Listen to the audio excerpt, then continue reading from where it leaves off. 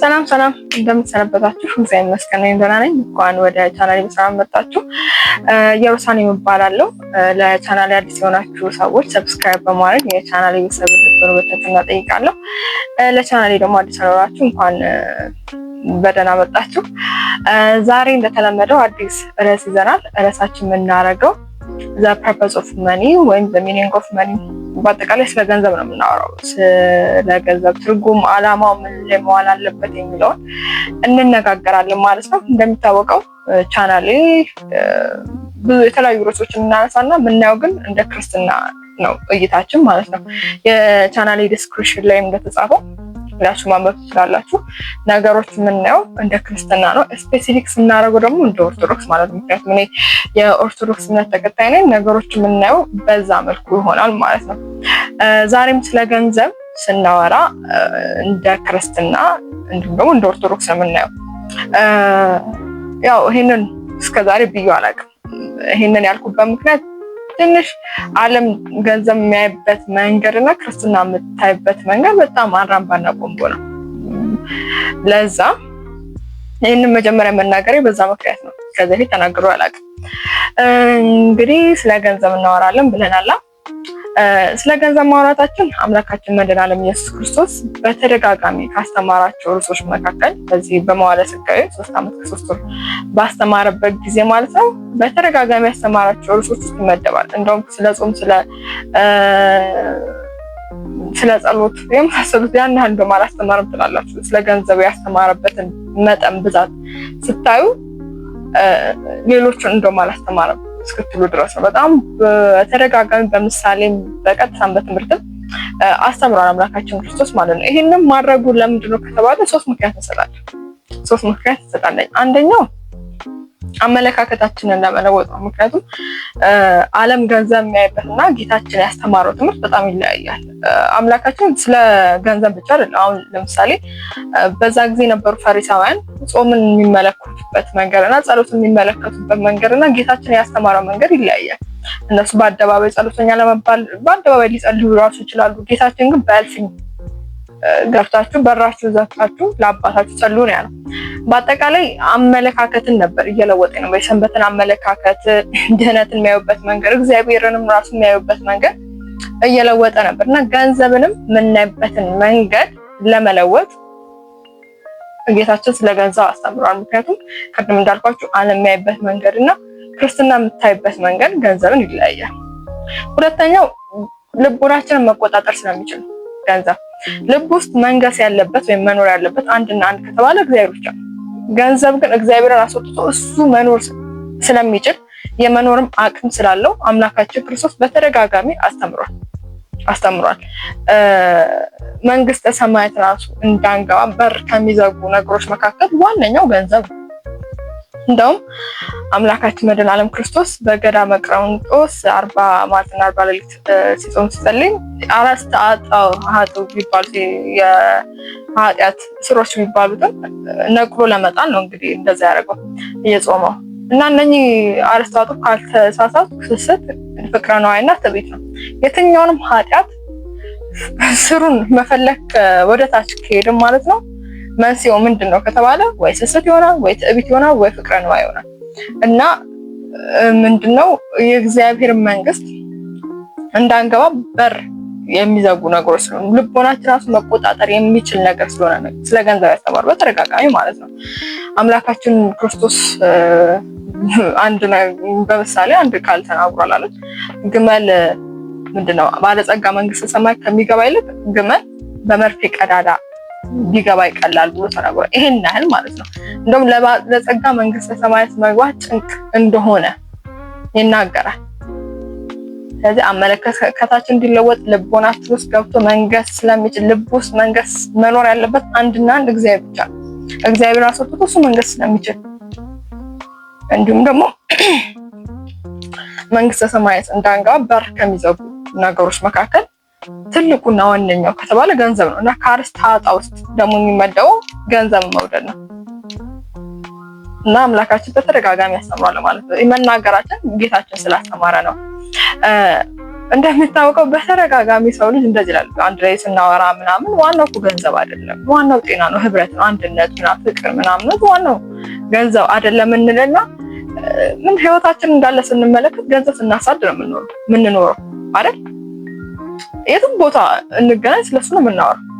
ኮንሽስ ከሆንም በኋላ ራሳችንን ካወቅን በኋላ በቃ ገንዘብን ስናሳድ ነው ህይወታችን እንዳለ የምንኖረው።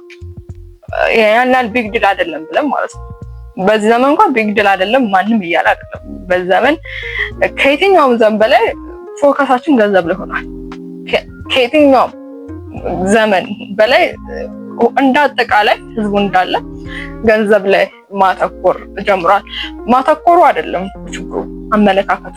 ገንዘብ የምታይበት መንገድ ነው፣ ማተኮር አይደለም ችግሩ።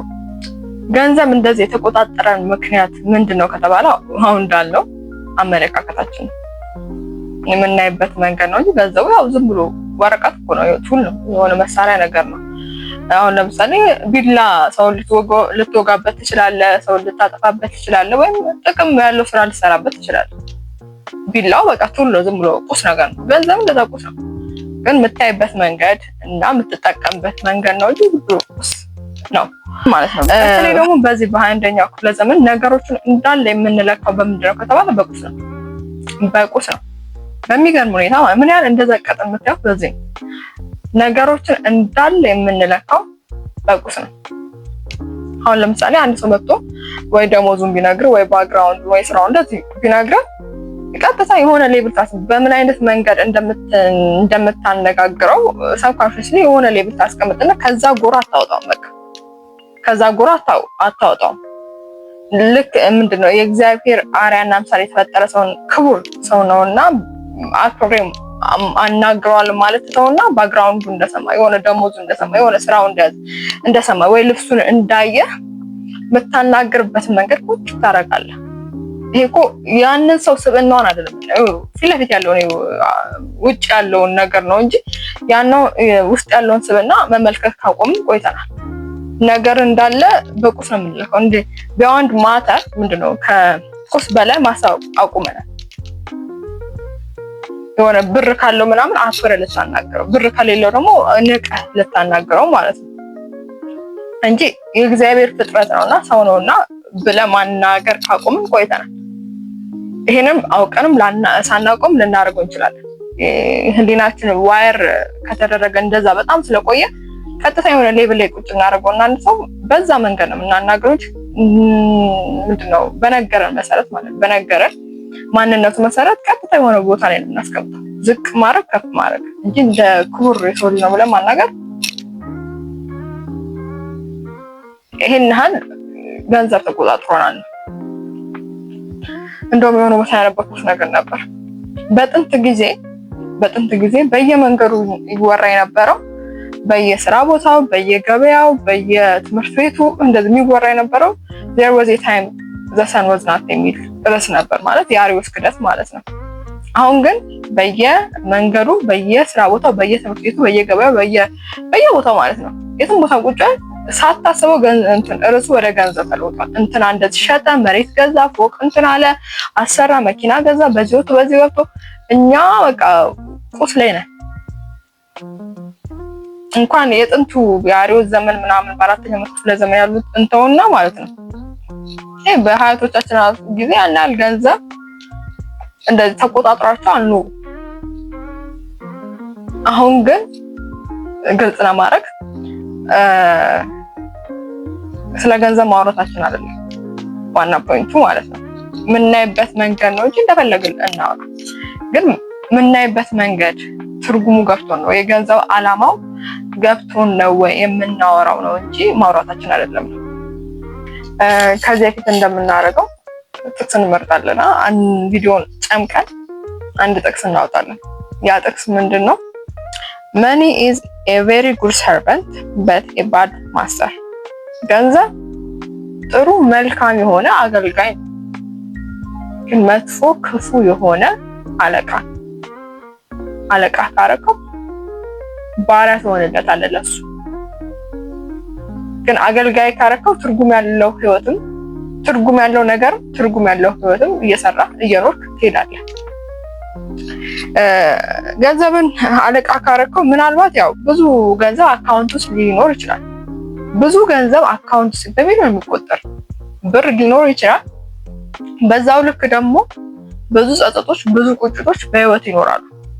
በህሊና ውስጥ የሚጮሁ ብዙ ድምጾች ይኖራሉ። እንደዛም ሆኖ ማለት ነው ምን ካረከው አለቃ ካረከው፣ አገልጋይ ካረከው ደግሞ ትርጉም ያለው ስራ ከገንዘብ በላይ የሆነ ነገር አድርገህ ታልፋለህ ከዚህ ምድር ማለት ነው። ይሄ ምንድነው ብዙ አለቃ ስታረገው ብዙ ገንዘብ ቢኖር ራሱ ባሪያ ነህ አንተ። ነፃነት ያለ ሰው ልትመስል ትችላለህ ቤትም ቦታ ስለምትሄድ፣ ያው ገንዘብ ያገለግላል እንደዛ ማድረግ፣ ግን ስቲል ባሪያ ነህ አለቃ ካረከው። ይሄን ስናወራ ይሄ ምንድነው በዘመን ገንዘብ ሰውን በድሎ ክፋት አድርጎ አጭበርብሮ ግፍ ሰርቶ ሊያመጣ ይችላል። እነኝን ተውት። እንኳን እነሱ ይቅርና ማለት የሰላም ማጣትን ስናወራ ማለት እረፍት ማጣትን፣ በህሊና ውስጥ የሚጮሁ ድምጾችን መኖር እንኳን እነኚህ ግፍ ሰርቶ የሚያመጡ ሰዎች ይቅርና በትክክለኛው መንገድ ያመጣው ሰው ራሱ ገንዘቡን የማይሰጥ ለጋስ ካልሆነ ብዙ የሚቆጩት ታሪኮች አሉ በህይወቱ። ብዙ በህሊናዎች ውስጥ የሚጮሁ ድምጾች ይኖራሉ። እንኳን ይሄ አጭበርብሮና ግፍ ሰርቶ የሚያመጣው ሰው ይቅርና ማለት ነው በትክክለኛው መንገድ ሰርቶ ያመጣው ሰው ማይሰጥ ከሆነ ተመሳሳይ ነው ማለት ያው ወደኋላ ማየታችን አይቀርም። ከቆያችሁ እናንሳለን ይሄን ርዕስ ማለት ነው። ለጊዜው ይሄንን ተውና አንድ ታሪክ እናንሳ እስቲ ነገሩ ትንሽ ግልጽ ሆኖ እንዲታየም ማለት ነው። አንድ አለቃ አለ ይላል ታሪኩ ሉቃስ ወንጌል ምዕራፍ 16 ከቁጥር 1 ጀምሮ ያለ ታሪክ ነው። አንድ አለቃ አለና ባለጸጋ ነው፣ ገንዘብ አለው። ገንዘቡን ማኔጅ እንዲያደርግለት መጋቢ ቀጥሮ የሚኖር ሰው ነውና አለቃው ወሬ ይደርሰዋል። መጋቢው ገንዘብህን እየበተነ ነው የሚል ወሬ ይደርሰውና ምን እንደምሰማብህ ይለዋል። ከዛ ያባረዋል ከስራው። መጋቢው በዛ ሰዓት ይጨናነቃል። የሚሄድበት ቦታ የለኝም ማለት የምሰራው ስራ የለም፣ ማውቀው ይሄንን ስራ ብቻ ነው፣ ሙያ የለኝም፣ የጉልበት ስራ አልችልም፣ እንዳለምን ደግሞ አፍራለሁ ይላል። ስለዚህ ምን ሀሳብ ይመጣለታል? በቤታቸው እንዲቀበሉኝ አለና ከአለቃው የተበደሩ ሰዎችን ጠራቸው። ከዛ አንዱ ይመጣና ስንት ብድር ነበረብህ አለቃ ይለኝ ስለው 100 ማድጋ ዘይት ይለዋል። በቃ ካሁን በኋላ 50 ነው ያለብህ፣ ሰርዝና 50 ማድጋ ዘይት አለብኝ ብለህ ጻፍ ይለዋል። ከዛ ሌላም ሰው ይመጣል እንደዚህ 100 ስንዴ ምናምን ብድር አለብኝ ስለው በቃ 80 አድርገህ ጻፍ እንደዚህ ብሎ ይሰማል ይለዋል። እንደዛ ብሎ እሱ ወዳጅ እያፈራ ነው እንግዲህ። አለቃው በዛ ሰዓት ሲመለስ ይሄንን ሲያይ አለቃው በብልሃት ነገሩን ስለፈታ ማለት ነው፣ በብልሃት ይሄንን ነገር ስላደረገ አመሰግነው ይላል ታሪኩ። እና እኔ ልጅ እያለሁ ሴንስ አልሰጠኝም። ምክንያቱም ባለቃው በራሱ ገንዘብ እኮ አይደለም መጋቢው ይሄንን ሁሉ እያደረገ ያለው የአለቃውን ገንዘብ ነው። አለቃው እንዴት ነው እንደዚህ እንዲያደርገው ቢሆን ሴንስ አልሰጠኝም ነበር። ለማንኛውም ግን አምላካችን ክርስቶስ ታሪኩን ሲጨርሰው እንደዚህ ብሎ ነው የሚናገረው። እኔም እላችኋለሁ በአመፃ ገንዘብ ሲያልቅ በዘላለም ቤቶች እንዲቀበላችሁ በእርሱ ወዳጆችን ለራሳችሁ አድርጉ ይላል። ስለዚህ የገንዘብ ዓላማ ተሸውቷል ማለትም ይሄ ሰው ተባረረ፣ የሚሄድበት ቦታ የለም። ስለዚህ ያለው አማራጭ ወዳጅ ማፍራት ነው። አለቃውን በብልሃት ይሄ ሰው ጠቢብ ነው፣ ይሄ ቢገር ፒክቸር ማየት የሚችል ሰው ነው ይሄ አለቃ ማለት ነው። ያን ስለተመለከተ መጋቢውን አመሰግነው በብልሃት ይሄን ነገር ስለፈታ ማለት ስላደረገ። ስለዚህ የገንዘብ ዓላማው ምንድነው ከተባለ ለሰው መስጠት ወይም ወዳጅን ማፍራት። ይሄ ደግሞ ማለት ነው በዘላለም ቤት በመንግስተ ሰማያት ቦታ እንድናገኝ ያደርገናል። ገንዘብን ቁጭ አድርጎ ማስቀመጥና መስጠት ሁለቱ ይለያያሉ ማለት ነው። ስለዚህ ይሄ ሰው ሊሚትድ ታይም ነው ያለው። ምክንያቱም አለቃው ተመልሶ ሲመጣ እዚህ ቢያገኘው እኮ ማባረሩ አይቀርም። እኛም በዚህ ምድር ላይ ሊሚትድ ታይም ነው ያለን እንጂ ለዘላለም እንኖር አይደለም። እዚህ ምድር ላይ ብቻ ነው ሊሚትድ ኦፖርቹኒቲ ያለው። ኦፖርቹኒቲ በነገር ላይ ይሰጣል እግዚአብሔር እንድትሰጥ ገንዘብህን ማለት ነው። ያንን ቢምትል ቆን ችግር ነው። ሊሚትድ ሪሶርስ ነው ያለው። ገንዘብ መቼም ያልቃል። ሪሶርስ ነው ያለው። በዛ በብልሃት ጠቢብ ሆኖ ተጠቀም ያለውን እድል ማለት ነው። እና አለቃው ማመሰገነው ነው። ይሄንን ታሪክ ማለት እንዳለ ቪዲዮ ይሄን ታሪክ ብቻ አይደለም። ይሄንን ቪዲዮ ስትሰሙ ያው ከኛ አስተሳሰብ ትንሽ ለየት ስለሚል ማለት ነው እንደዚህማ አይሆን ምናምን የምትሉ ከሆነ ልክ ፈሪሳዊ እንደመሆን ነው። ምክንያቱም ይሄ ታሪክ ወደ ታች ሲሄድ ምን ይላል? ፈሪሳውያን ይሄንን ሲሰሙ ገንዘብ ወዳጅ ስለነበሩ ማለት ነው አፌዙበት ይላል፣ ሳቁበት ጌታችን ላይ ይላል። እና በገንዘብ ደረጃ ከሄድን በጣም ክርስትናና ዓለም ነገሮች የምታይበት እይታ በጣም ይለያያሉ። ገንዘብ ደግሞ የባሰበት ነው። ሌላኛው ሰው ለገንዘብ ባሪያ የሆነ ከሚሄድባቸው መንገዶች መካከል ሁለቱን እንጥቀስ። አንደኛው እኔ ብቻ ብለህ የምትኖር ከሆነ፣ ምክንያቱም ሰው ፍጹም የሆነ ደስታ ማግኘት ከፈለገ ከሱ በላይ ለሌላ ሰው መኖር አለበት። የሆነ አካልን እያገለገለ የሆነ ሰውን እያገለገለ መኖር አለበት። እና እኔ ብቻ የምትል ከሆነ ለገንዘብ ባሪያ እየሆንክ ትሄዳለህ። ገንዘብ አገኘ የምታስበው ራስ ላይ ስፔንድ ለማድረግ ብቻ ከሆነ ለገንዘብ ባሪያ እየሆንክ ነው። ሁለተኛው ደግሞ ገንዘብህ ባደገ ቁጥር ፍላጎትም እየሰፋ፣ ሰልፍ ኮንትሮል እየቀነሰ፣ ፍላጎትህ እየሰፋ ኢንካም ባደገ ቁጥር ስፔንድ ሞር። ለዛም ሰው ላይ አይደለም ኢንካም ገና እንዳገኘ የሆነ ደሞዝ እንደተከፈለ ሊሆን ይችላል። ያው ገቢ ደሞዝ ብቻ አይደለም። የሆነ ገንዘብ ባገኘ ቁጥር ስትበላ፣ ስትጠጣበት ብቻ፣ ስትለብስበት ብቻ እኔ ብቻ ምትል ከሆነና ሰው የማይታየህ ከሆነ በዛውም ልክ ደግሞ ፍላጎት እያደገ ከሄደ አንተ ከህይወት ዓላማ ወጥተሃል፣ ራስ ወዳድም ሆነሃል። ትህትና የሚባል ታሪክ የለም ምናምን እዚህ ለሆድ እየኖርክ ነው ማለት ነው። ባሪያ ከሚሆንበት መንገዶች መካከል ገንዘብ ባገኘ ቁጥር እኔ ብቻ ስትል፣ ገንዘብ ባገኘ ቁጥር ፍላጎትህ እያደገ ሄደ። ሰልፍ ኮንትሮል ከሌለ ፕሮባብሊ ባሪያ እየሆንክ ነው። ዓለም ሀብታም የሚለውን ቃል የምትተረጉምበትና ክርስትና ወይም መጽሐፍ ቅዱስ የሚተረጉምበት መንገድ ይለያያል። ዓለም አካውንት ውስጥ በሚሊዮን ወይም በቢሊዮን የሚቆጠር ገንዘብ ካለ አንተን ሀብታም ልትል ትችላለህ። ብዙ ገንዘብ ካለ፣ አካውንት ውስጥ ጥቂት ገንዘብ ካለ ወይም ባዶ ከሆነ ደግሞ ድሃ ብላ ትተረጉማለች። ዓለም እንደዚህ ነው የምትተረጉመው። ክርስትና ግን አካውንት ውስጥ በጣም ብዙ ገንዘብ ካጠራቀም ነው ቁጭ ካለ አንተን እንደ ድሃ ነው የምታየው። የክርስትና ምንድነው አልቲሜት ጎል ማለት ነው አካውንት ውስጥ ብዙ ገንዘብ ቁጭ አድርጎ መሞት አይደለም፣ መስጠትህ ነው እንጂ እንደዛ ብታረግ አንተ በዓለም ደረጃ ሀብታም ተብለህ ልትተረጉም፣ ስምህ ሊጠራ፣ ዝና ሊኖርህ ይችላል። ግን በክርስትና አይን ከታየህ ድሃ ነህ ነው። አተረጓጎማቸው ራሱ ይለያያል። ይሄንን ማለት ነው በአንድ ምሳሌ እስቲ ነገሩን ግልጽ አድርገን ለማየት እንሞክር። አንድ አባት 3 ልጆች አሉትና እሁድ ነው ተዝናኑ ብሎ ይልካቸዋል። መቼም ሲልካቸው ገንዘቡ የሚሰጠው ለመጀመሪያው ልጅ ነውና ታላቁየው ገንዘብ ተሰጠው፣ ይልካቸዋል። ካፌ ይገባሉ።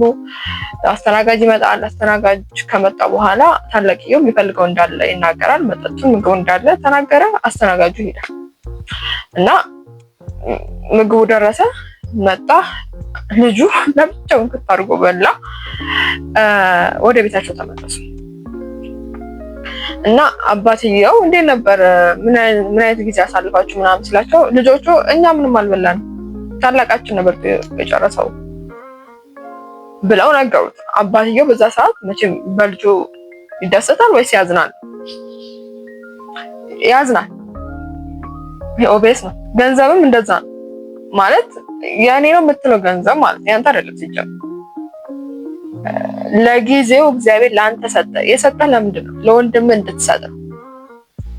ለወንድምህ ስጥ፣ አንተም ወንድሞችም ተጠቀሙ ብሎ ሰጥቶ አንተ ለብቻ ስትጠቀመው እግዚአብሔር ያዝንብሃል። አሁን ይሄ ምሳሌ ግልጽ ነው።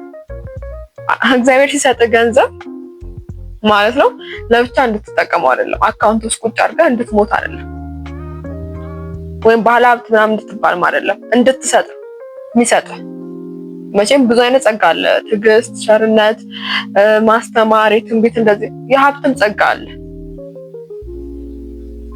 እና ያንን ጸጋ እግዚአብሔር አድሎ ለብቻ ስትጠቀመው ያዝንብሃል። እግዚአብሔርን እያስደሰትክ አይደለም። ለወንድም እንደሳው ለምሳሌ እኔ የሆነ ሰው አደራ ብሎ የሆነ ሰው ገንዘብ ቢሰጠኝ ለእንትና አድርሺ ስጪ ተብዬ ተነገረኝ። እንግዲህ ሄጄ ማስተላለፍ አለብኝ ገንዘቡ። ነገር ግን እኔ ለብቻዬ የምጠቀመው ሌባ ነኝ። እኛም በእኛ ላይፍ ስታይል ማለት ነው ድሃን እየሰረቀ፣ ምክንያቱም ለድሃው አቀብል ተብሎ ነው የተሰጠን ያ ገንዘብ ማለት ነው። ከዛ እኛ ለብቻችን ስንጠቀመው ደግሞ ድሃን እንደመስረቅ ነው። አሁን ልክ አሁን እንዳልኩት ማለት ነው ለሆነ ሰው አቀቤ ተብዬ ስጪ ተብዬ ተነግሮ እኔ ለብቻዬ ብጠቀመው የሰው ገንዘብ ነው የተጠቀምኩ አይደል? የኔ አይደለም። ስለዚህ ሀብት ጸጋ እግዚአብሔር ሲሰጥ ለሰው እንድትሰጥ ነው እንጂ አንተ አይደለም። ያን ለብቻ የምትጠቀመው ከሆነ እየሰረክ ነው። የወንድምህን የድሃውን ገንዘብ እየሰረክ ነው።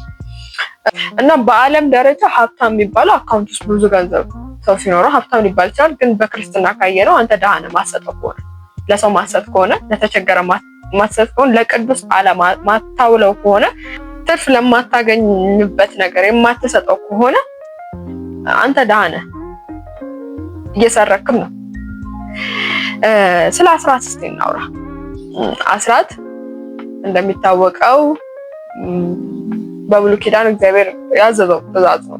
ከ10 1 እንዲሰጥ ከመቶ ደግሞ 10 እንዲሰጡ ከምንም ከሚያገኙት ነገር ለእግዚአብሔር እንዲሰጡ ሕዝበ እስራኤል ታዘዋል። ያው እንደዛ ማዘዙ ያው ከክህነት ከሚገናኝ ነገር አለ ከሌዋውያን ጋር ስለሆነ ያው ሰፊ ስትረስ ስለሆነ ማለት ነው። መስጠት እንዲለማመዱ አንድ፣ ሁለት ደግሞ ያላቸው ነገር ራሱ የነሱ እንዳልሆነ ቅድም እንዳለው እንካቹ ተብለን ጊዜያዊ ያዦች ነን እንጂ እኛ አይደለም። ያለን ነገር ራሱ መሬቱ ያንተ አይደለም ሲጀመር፣ ያለህ መኪና ምንም ያንተ አይደለም እና ያንተ እንዳልሆነ የኛ እንዳልሆነ ለማስታወስ እንድንሰጥ አድርጓል። እና መስጠትን ራሱ አህዱ ብለን እንድንለማመድ መስጠትን ሲያስተምረን አስራት እንድናወጣ አድርጓል። አሁን ችግሩ በክርስትና ማለት ነው ይሄ ማይንድ ሴታችን እንዴት ያስባል? አስራቴን ከሰጠው በቂ ነው 90% አሁን ከመቶ 10 ስጡ ተብሏል። 90% እንደፈለኩ ማድረግ እችላለሁ ብለን ማሰባቸው እንደዚህ እናስባለን። እንደዛ አይደለም። ክርስትና ላይ እንደዛ አይደለም። ሲጀመር የአስራት ትእዛዝ የተሰጠው ህፃናት ለነበሩትና አላዋቂ ጨቅላ ለነበሩት ለማን ነው? ለአይሁድ ነው፣ ለእስራኤላውያን ነው።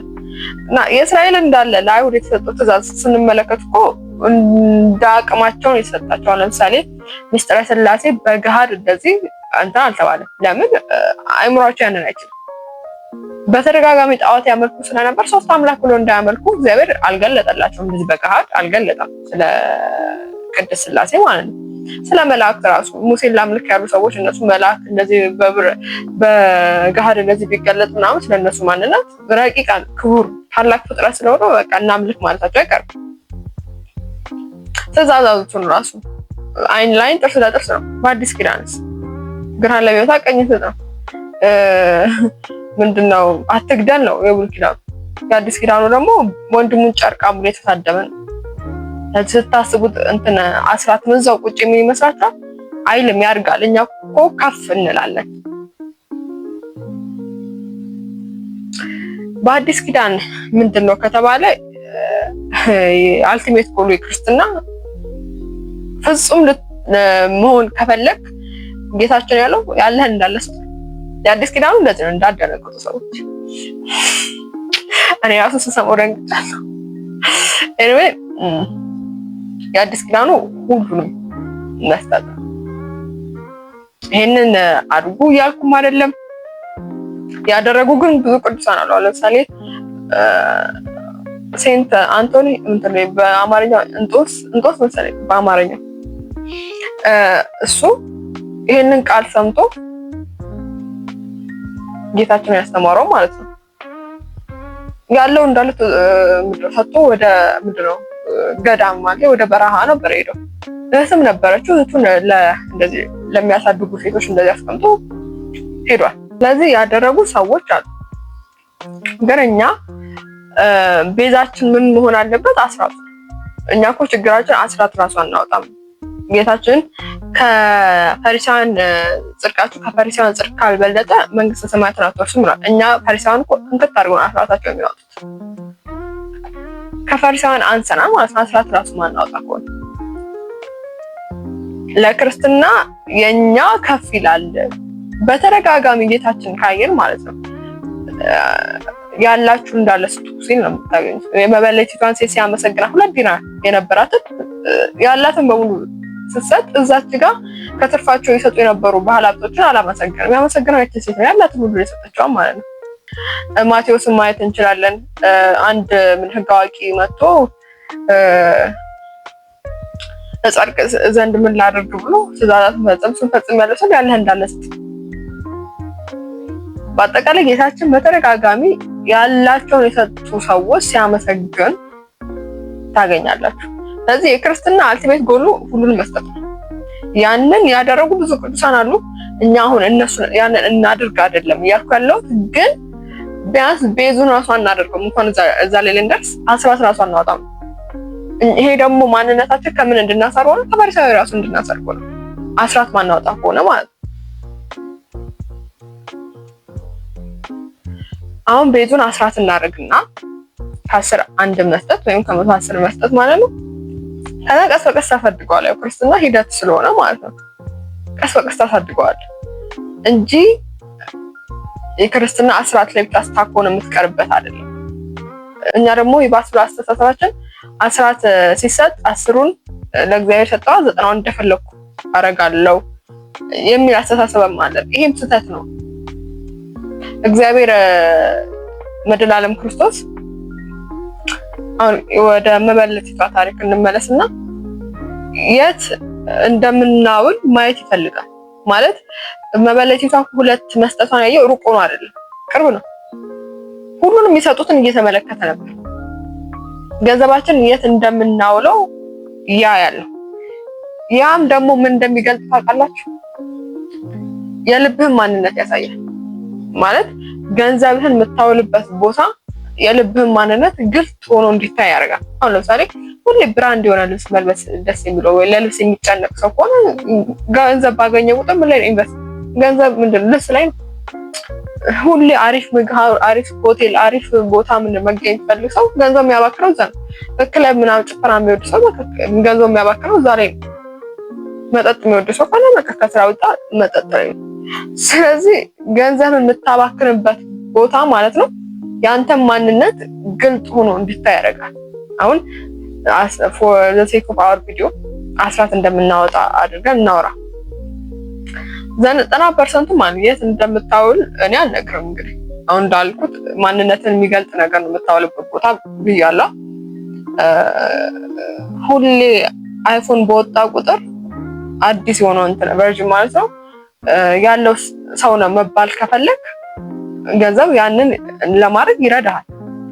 ሁሌ አሪፍ ልብስ ነው የሚለብሰው መባል፣ አሪፍ ብራንድ ያላቸው ልብሶች ናቸው የሚለብሰው መባል መስፈልግ ከሆነ ገንዘብ ያንን ለማድረግ ይረዳሃል። መፍትሄ ነው።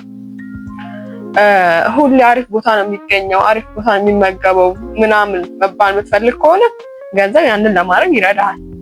ግን ይጠቅምሃል አይጠቅምህም? ስለዚህ የሚጠቅምህን ነገር አድርጉ። ማለትም ከገንዘብ በላይ የሆነ ነገር ስራበት። አሁን ለምሳሌ አንድ ሰው ጸሐፊ ነው፣ በጣም ጥሩ የሚባል ለሀገርም ለማህበረሰብም በጣም የሚጠቅም መጽሐፍ ጽፏል። ከዛ ያንን ግን የሚያሳትምበት ምናምን ብዙ ወጪ አለው። ያንን የሚሸፍንበት እንትን የለውም፣ ገንዘብ የለውም።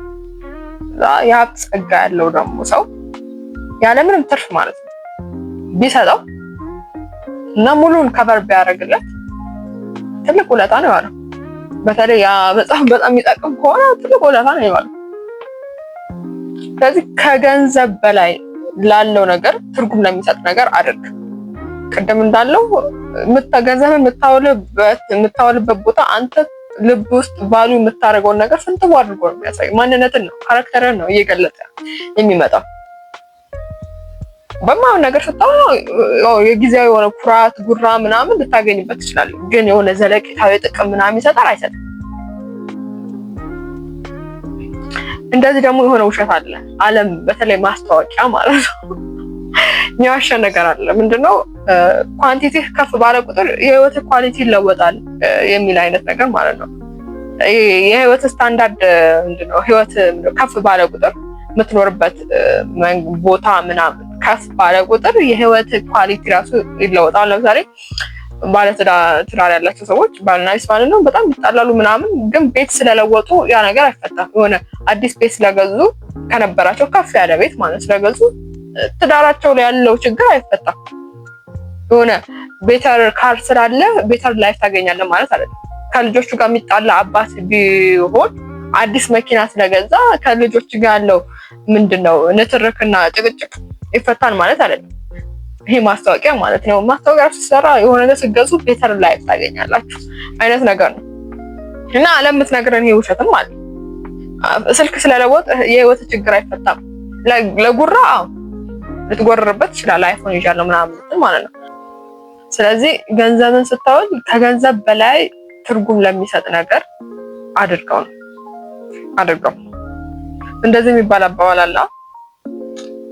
ለዘላለም እንደምትኖር አድርገህ ስራ፣ ዛሬ እንደምትሞት አድርገህ ደግሞ ኑር። ስትሰራ ለዘላለም እንደው ክርስትና እኮ ስንፍናን እኮ ይጠላል። ቅዱስ ጳውሎስ ምንድን ነው ያለው? ሊሰራ የማይወድ አይብላ ነው። ሊሰራ የማይወድ አይብላ ማለት የማይሰራ ሳይሆን ማለት መስራት ፈልጎ ግን ማይሰራ ሰው በጣም ብዙ ነው። ግን ሊሰራ የማይወድ መስራት እየቻለ ግን ሊሰራ የማይወድ ሰው ካለ ያ ሰው አይብላ። እና ክርስትና ምንድነው? ስራን አይጠላም፣ ገንዘብ ማግኘትን አይጠላም። ገንዘቡ ስታገኘው የት ነው የምታውለው? አመለካከት እንዴት ነው? ወይስ ተገዝተህለት ነው ወይስ ያገለገለህ ነው? ያ ገንዘብ ነው እንጂ ክርስትና ምንድነው? ስራን ጠል ገንዘብ ጠል ሆኖ አይደለም። ሌላኛው ደግሞ ስለ ባርነት እስቲ እናውራ። ቅድም ባሪያ የምንሆንበት ምክንያት ያው እኔ ብቻ ማለታችን ፍላጎታችን በየጊዜው ማደጉ ምናምን ብለን ነበር። አሁን መጠየቅ ያለብን እኔ ነኝ ገንዘብ ያለኝ ወይስ ገንዘብ እኔን ይዞኛል የሚለውን ጥያቄ መጠየቅ ያለብን። ጌታችንም ተናግሯል። ለገንዘብና ለእግዚአብሔር መገዛት አትችሉም። ወይ አንደኛውን ትመርጣላችሁ፣ አንደኛውን ትተዋላችሁ። ወይ ለአንደኛው ትታዘዛላችሁ፣ አንደኛው ነው እምቢ ትላላችሁ። ግን ለሁለት ጌታ መገዛት አትችሉም ብሏል። የሰው ልጅ ጌታ አለው። በነገራችን ያለ ጌታ መኖር አንችልም። ሲጀመር አፈጣጠራችን እንደዛ ነው። ለሆነ አካል ተገዝተን እንድንኖር ነው። እግዚአብሔር ካልሆነ ወይ ገንዘብ ይሆናል፣ ወይ ገንዘብ ካልሆነ ወይ እግዚአብሔር ይሆናል። እኔ ምንድነው ሁለቱም አይደሉም ምናምን የምትል ከሆነ የሰው ልጅ ዜሮ ማስተር ሊኖር አይችልም። በቃ ለሆነ አካል ጌታ ሆኖ ሊኖር አፈጣጠሩ ራሱ። አንድ ቦታ የሰማሁትን አባባል ላካፍላችሁ። A slave to money holds a whip just so he can act like he owns a slave bought by money, but he's not aware of one thing. The truth is, all of us slave to something. አንድ ሴት ባሪያ ናትና የሆነ ጥፋት አጥፍታ የሆነ አካል እየገረፋት ነው፣ ወይም የገዛት ሰው እየገረፋት እየደበደባት ነው እና አንዱ ቆሞ እየተመለከተ ነው እና እየታዘበ ነው። ማለት በገንዘብ እንደገዛት ባሪያው እንደሆነች ለማጠየቅና ለማመልከት የሆነ ጥፋት ስታጠፋ ፊዚካሊ አብዝ ያደርጋት ነው። የረሳው ነገር ግን እሱ ራሱ ስሌቭ ነው። ለምን? ለገንዘብ ባሪያ ነው ለገንዘብ። እሷ በገንዘብ ስለገዛት ባሪያው ናት፣ እሱ ደግሞ ለገንዘብ ባሪያ ሆኖ የሚኖር ሰው። ሁለቱም ባሪያዎች ናቸው ለማለት ነው። ግን ያላወቀው ነገር አንድ ነገር አለ። ሁላችንም ባሪያዎች ነን።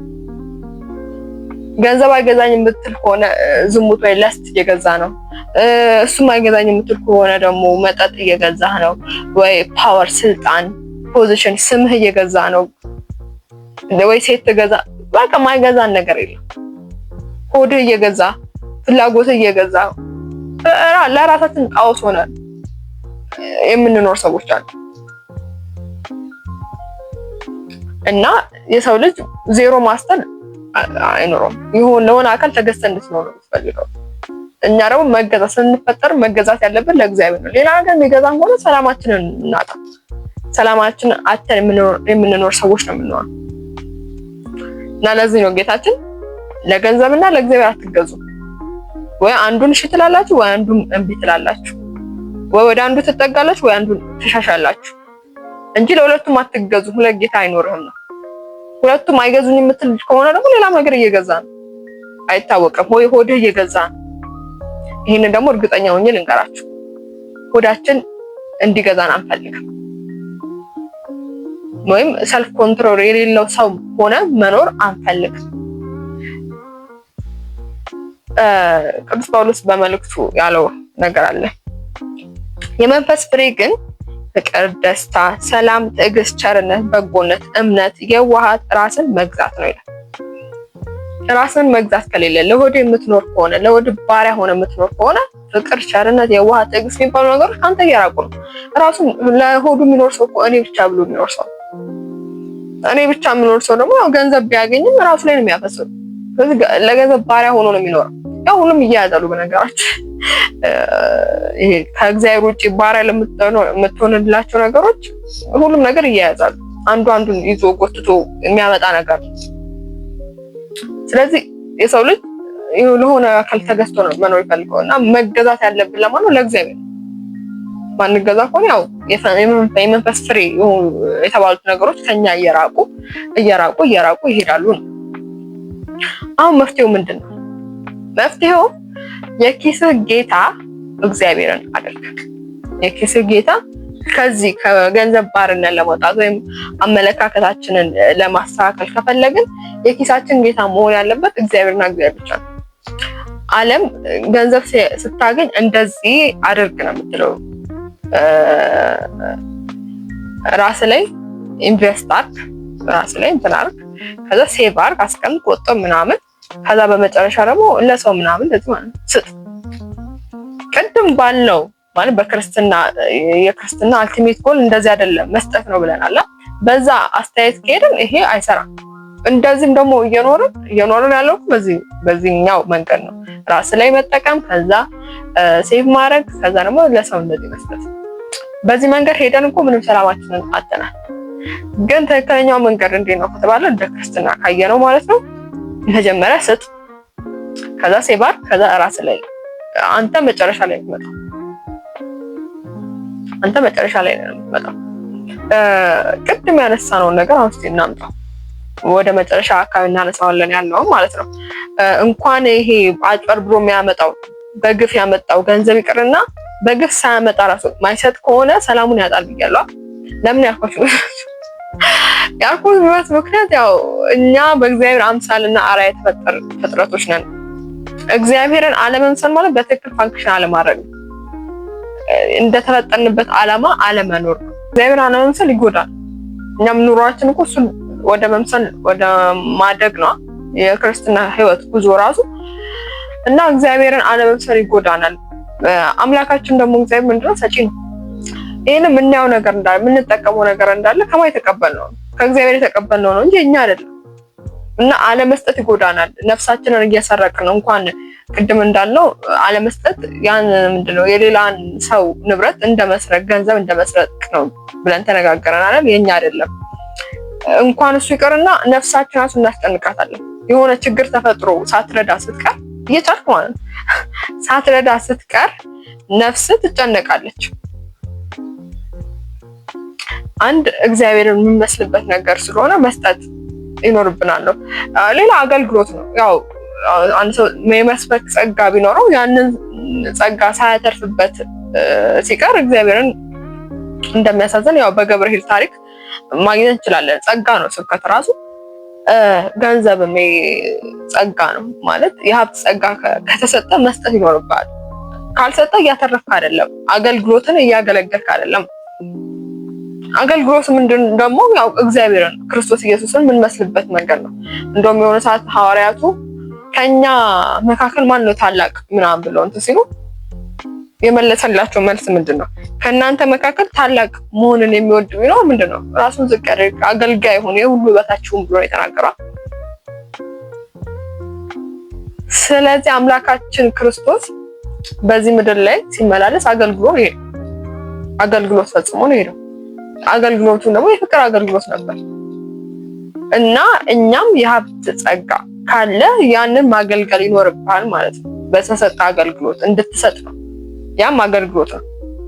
እና እግዚአብሔርን የምንመስልበት መንገድ ስለሆነ እና አንድ ሰው በህይወቱ ለሰው መኖር ማይችል ከሆነ ወይም ማገልገል ይሁን አካልን ማገልገል አለ የሰው ልጅ ማገልገል ከሆነ ባለው ማለት ነው ህይወቱ ሚዝራብል ይሆነ ነው የሚለው። ለምንድነው እንደዚህ ሚዝራብል የሆንኩት ምትል ከሆነ ማለት ነው ምናልባት የምታገለግለው አካል የለም የሆነ ሪስፖንሲቢሊቲ ተሰምቶ የምታገለግለው አካል ሊኖር ይገባል የሰው ልጅ ማለት ነው። ለራሱ ብቻ መኖር የለበትም። ህይወትን ፍልፍል ከሚያደርጉ ነገሮች መካከል የአገልግሎት ህይወትን መኖር እና ያው ከምናገለግልበት መንገዶች ደግሞ መካከል ያው ገንዘብ አንዱ ይሆናል ማለት ነው። መስጠት አንዱ ይሆናል። ይሄንን ሁሉ ስናገር ማለት ነው ይሄ ለሀብታም ብቻ እየተናገርኩ አይደለም። የሆነ ገንዘብ አካውንት ውስጥ ብዙ ገንዘብ ስላለው ብቻ እየተናገርኩ አይደለም። የሌለውም ያለውንም ያጠቃልላል። ምክንያቱም ቅድም ያነሳት መበለቲቷን ታሪክ ማንሳት ይችላል። 2 ዲናር አስቡት። አሁን ልጆች ቢኖራት እኔ ታሪኩ ሰማኮ የሚያስብል ታሪክ ነው። ጌታ ግን ያመሰገናት እሷን ነው። አሁን እኛ እናደርገዋለን ያለን እንዳለዛ እናስቀምጣለን። ህይወቷን የሰጠችው እኮ ያለው ጌታ ኑሮዋን እንዳለ ነው እዛ አስቀምጠችው።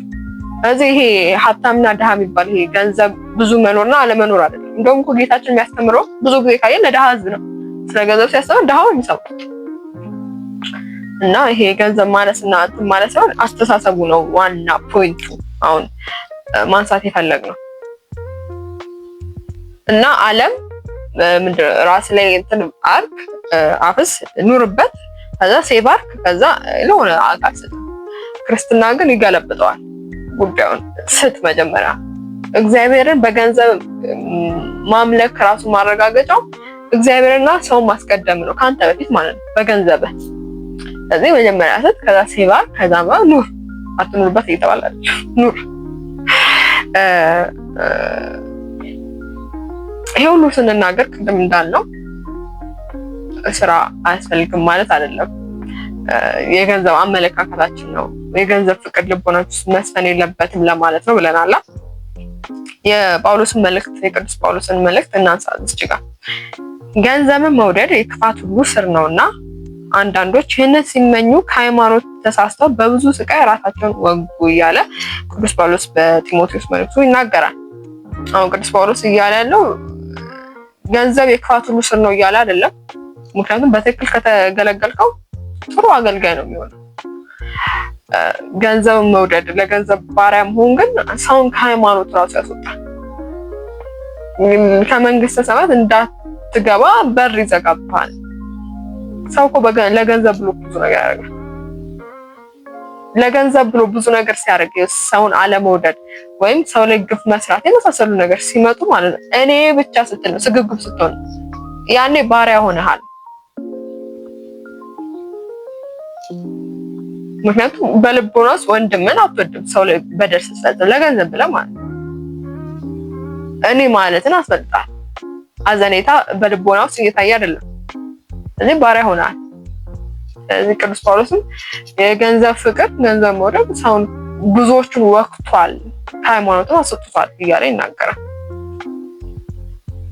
ከፍቅር እንትን ትለያለህ። አለመስጠት ራሱ ፍቅር እንደሌለን እኮ ነው የሚያሳየው ነገር ላይ። ምክንያቱም ፍቅር በልቦና ውስጥ ቢኖር መስጠት እንዳለብህ ያኔ ነው የሚሰማ።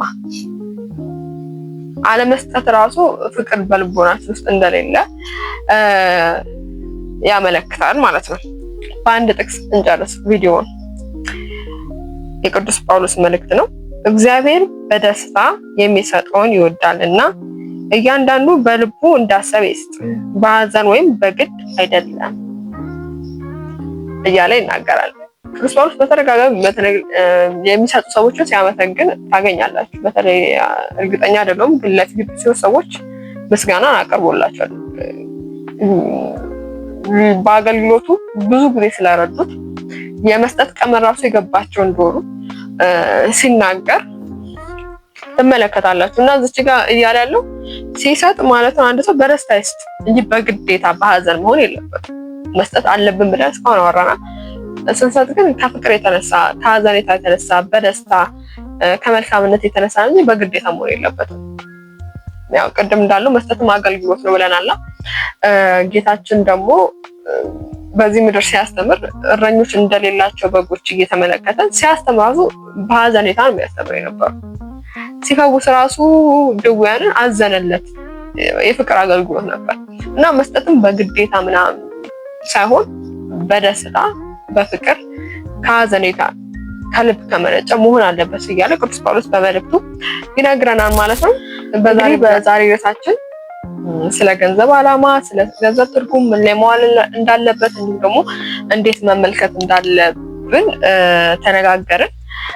ጥሩ ጭብጥ አግኝታችሁበታል ብዬ ተስፋ አደርጋለሁ። እንዲሁም ደግሞ ሀሳብ አስተያየት፣ እንዲሁም ደግሞ ጥያቄ ካላችሁ ኮመንት ላይ መጻፍ እንዳትረሱ። እንዲሁም ደግሞ የቻናል ቤተሰብ ለመሆን ሰብስክራይብ በተኗን መንካት፣ ቪዲዮን ከተመቻችሁ ደግሞ ላይክ ማድረግ እንዳትረሱ። በሌላ ጊዜ በሌላ ርዕስ በሌላ ቪዲዮ እስከምንገናኝ ድረስ ቸር ሰንብቱ። ደህና ሁኑ።